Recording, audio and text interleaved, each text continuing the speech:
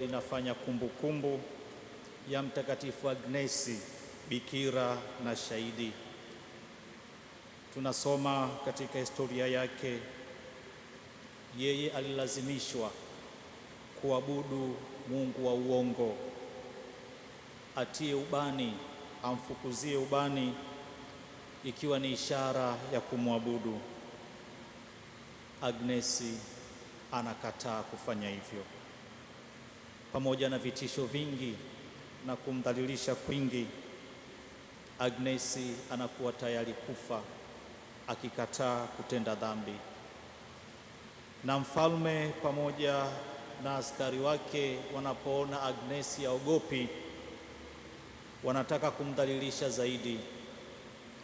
Wanamvua nguo, wanamwacha uchi mbele ya halaiki ya watu, wakitaka kumdhalilisha, aogope, aone aibu, ili aabudu mungu huyo wa uongo. Agnesi yu tayari kupokea kudhalilishwa huko, lakini kikubwa, wale wote ambao walikuwa wanamwangalia walitizama chini kwa kuona haya, kwa kuona aibu. Tunaambiwa kijana mmoja akashupaa kumtazama jinsi ambavyo Agnesi alivyokuwa katika hali ya uchi, akapigwa upofu.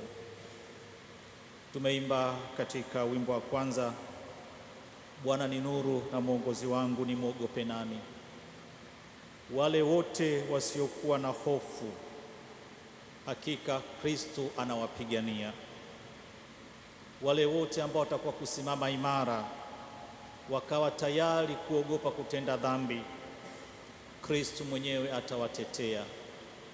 Agnesi anapewa taji ya utakatifu kwa sababu ya imani aliyokuwa nayo.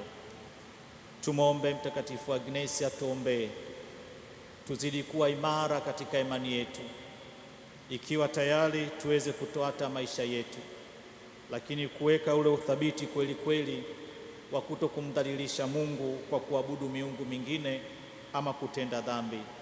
Mungu Roho Mtakatifu atuongoze katika hili. Tafakari ya neno la Mungu, zaidi sana Injili takatifu. Yesu anaingia katika sinagogi. Sinagogi ilikuwa ni nyumba ya sala. Sinagogi ilikuwa ni nyumba ambayo Wayahudi wanakusanyika kusoma maandiko matakatifu na kuyatafakari. Wayahudi wanakusanyika kuzipitia Torati na kuona ni kwa namna gani wanaweza wakaishi vizuri. Yesu anaingia humo mara kwa mara, na Injili takatifu inatuambia kati ya wale ambao walikuwa katika sinagogi, mmoja alikuwa na mkono uliopooza.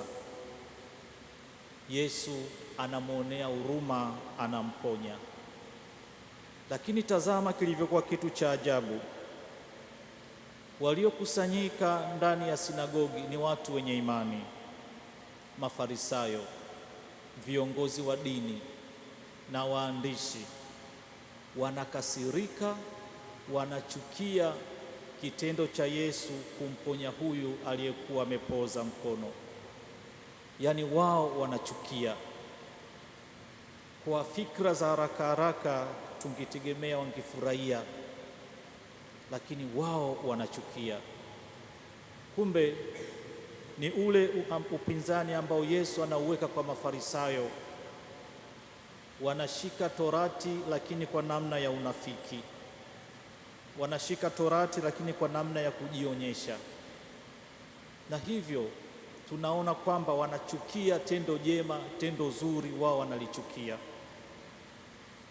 Tumekuja kanisani mchana huu, wengine mmetoka ofisini, wengine mmetoka kwenye biashara zenu, wengine mlikuwa mnapita njia, lakini kwa imani yenu mmekuja kumwabudu Yesu Ekaristi. Kwa imani yenu mmekuja kusali, lakini wapo ambao watachukia kitendo hiki chema ambacho mnakifanya. Wapo ambao hawafurahii maisha yenu ya imani, maisha yenu ya uchamungu. Kwa mfano wa Mtakatifu Agnesi, usiogope kutenda tendo jema kwa sababu ya macho ya watu. Usiogope kumpa Mungu sifa na utukufu ukifikiria watu watasema nini. Usiogope kumtukuza Mungu kwa matendo mema ukiogopa watu watasema nini juu yako. Ukifanya tendo jema machoni pao, si kwa namna ya unafiki, lakini kumtukuza Mungu, Mungu atakupatia neema na baraka nyingi sana. Tumwombe Mungu Roho Mtakatifu atutie nguvu. Tunasali pia kwa nia zifuatazo: kwa maombezi ya Mtakatifu Agnesi,